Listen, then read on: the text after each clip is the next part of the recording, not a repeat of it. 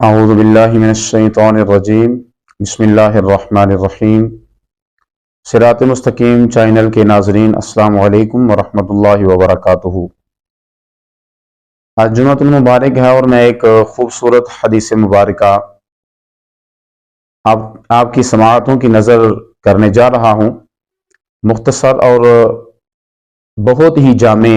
اپنے کریم آقا کا فرمان ذیشان سماعت فرمائیں۔ ہمارے نبی پاک صلی اللہ علیہ وسلم نے اپنے امتیوں کی ہر معاملے کے اندر رہنمائی فرمائی ہے،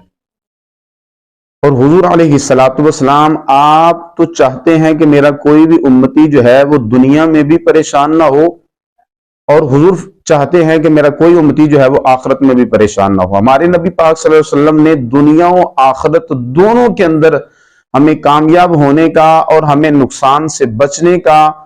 نبی پاک صلی اللہ علیہ وسلم نے طریقہ جو ہے وہ ارشاد فرمایا ہے۔ حضرت سیدنا جابر بن عبداللہ رضی اللہ تعالی عنہما آپ سے روایت ہے کہ حضور تاجدار مدینہ سرور قلب و سینہ صلی اللہ علیہ وسلم آپ نے ارشاد فرمایا کہ کپڑے لپیٹ دیا کرو، ان کی جان میں جان آ جائے گی، اس لیے کہ شیطان جو ہے جس کپڑے کو لپیٹا ہوا دیکھتا ہے، حضور فرماتے ہیں اس کو نہیں پہنتا، اور کریم آقا فرمانے لگے کہ جسے وہ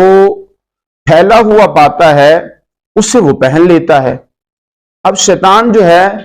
وہ جس کپڑے کو پہنے گا اس کے اندر برکت جو ہے وہ کیسے آئے گی؟ تو ہمارے نبی پاک صلی اللہ علیہ وسلم آپ نے ایک تو یہ ارشاد فرمایا شیطان سے بچنے کے لیے کہ جو بھی کام اچھا کیا جائے اس میں کیا کرنا ہے، اس میں بسم اللہ شریف پڑھ کے آپ نے کام شروع کرنا ہے۔ اور اب دیکھو کپڑے جو ہے اس حدیث مبارکہ سے پتہ یہ چل گیا کہ کپڑے اپنے جو ہیں پہننے والے ان کو ایسے کھلے جو ہے وہ نہیں پھینک دینا چاہیے، بلکہ ان کو جو ہے وہ لپیٹ کے رکھنا چاہیے تاکہ وہ شیطان کے قبضے سے جو ہے وہ بچ جائیں، شیطان ان کو نہ پہن سکے،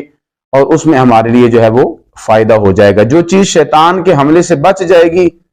تو اس کے اندر ہمارے لیے جو ہے وہ فائدہ ہے۔ اللہ تعالی ہمیں بھی